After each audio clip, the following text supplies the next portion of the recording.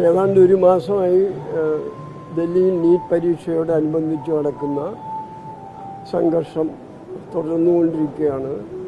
ഒരു ഭരണകൂടത്തിൻ്റെ മിനിമം ഉത്തരവാദിത്തങ്ങളിലൊന്നാണ് ഒരു പരീക്ഷയെങ്കിലും നന്നായിട്ട് നടത്തുക എന്നത്.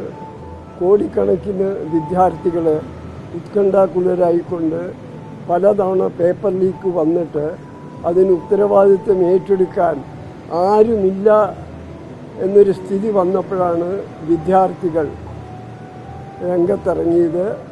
അവരുടെ സമരത്തെ ഏറ്റവും ശക്തമായിട്ട് തന്നെയാണ് സർക്കാർ അടിച്ചമർത്തുന്നത്. പെല്ലറ്റ് ഗണ്ണുകൾ വരെ ഉപയോഗിക്കുന്നു. ചില പ്രത്യേക മതവിഭാഗത്തിൽപ്പെട്ടവരെ വീടുകളിൽ ചെന്ന് വരെ ആക്രമിക്കുന്നു. കുട്ടികളുടെ പാസ്പോർട്ടുകൾ ജപ്തി ചെയ്യുന്നു. നാളിതുവരെ കാണാത്ത ഭരണകൂട ഭീകരതയാണ് ഒരു ഭാഗത്ത്. പക്ഷേ വിദ്യാർത്ഥികളോട് ഏറ്റുമുട്ടിയ സർക്കാരുകൾക്ക് അധികം കാലം അതിജീവിക്കാൻ സാധിച്ചിട്ടില്ല.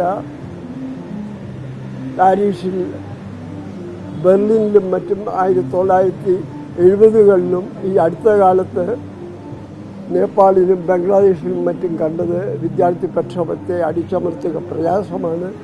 ഈ പ്രക്ഷോഭണത്തിൻ്റെ തന്നെ സ്വരൂപം അടുത്തിടെയായി മാറി. ഇപ്പോൾ അവർക്ക് രോഷമല്ല, അവർ കളിയാക്കാൻ തുടങ്ങി.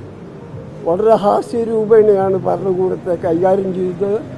ഇത് ഭരണകൂടത്തിന് വലിയൊരു മുന്നറിയിപ്പാണ്. സോവിയറ്റ് യൂണിയൻ തകരുന്നതിന് മുമ്പ് ഇത്തരത്തിലുള്ള വലിയ പരിഹാസം സോവിയറ്റ് യൂണിയനിലും ഉയർന്നിരുന്നു. ഒരു ഭരണകൂടത്തെ പരിഹസിക്കാൻ തുടങ്ങുമ്പോൾ അതിൻ്റെ അർത്ഥം ഭരണകൂടത്തെ പേടിക്കുന്നില്ല എന്നാണ്.